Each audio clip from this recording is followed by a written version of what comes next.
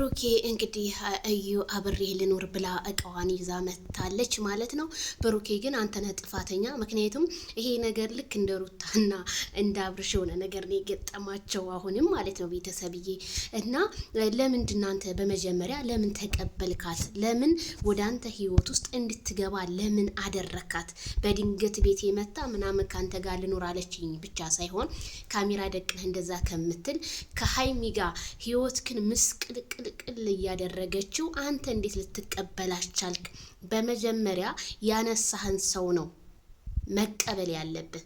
አሁን የመጣን ሰው መጣል ነው። መቼም የኛ ኢትዮጵያ ወንዶች በመጀመሪያ ኮትኩቶ የሆነ ቦታ ላይ ያደረሳችሁን ሴት በቃ መጨረሻ ላይ ትረሱታላችሁ። አርጎላችሁ እንኳን አላደረገልኝም ትላላችሁ። ሀይሚ ላንተ ትልቅ መስዋዕት ከፍላለህ እንድትታወቅ ያደረገችህ በ100,000 በ200,000 ታዋቂ እንድትሆን ያደረገችህ ልጅ ዛሬ ትተህ ከዚሽ ጋር አንዴ ቦርሳዋን ይዛ እየመጣ አንዴ አብሬ ልኖር።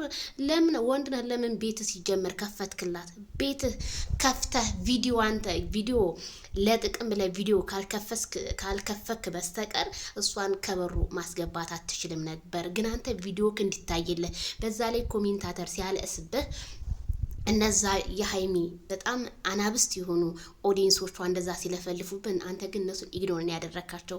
በነገራችን ላይ እኔ አንዳንድ ዩቲዩበሮች ማለት ነው ወላሂ ለጥቅማችሁ እንጂ ኦዲየንሶቻችን ፊት ብዙ ተቸግረውልናል አትሉም። በጣም ነው የሚገርመኝ። ሀይሚዬን የመሰለ የትም አታገኝም። ልንገርህ፣ እውነቴን ነው የምላችሁ።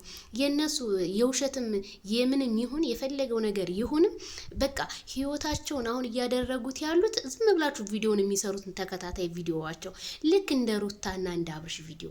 ሩታ አሁን በቃ ሩታ እያለች የሆነ ሴት መጣች፣ ከዛ ህይወታቸውን ብጥብጣ በቃ እንደዛ ነው ላይፋቸው እያደረጉ ያሉት። እና ከእንደዚህ አይነት ላይፍ ብትቆጠቡ እንደኔ መልካም ነው። ሩታ የደረሰባት ነገር ሀይሚዬ የደረሰባት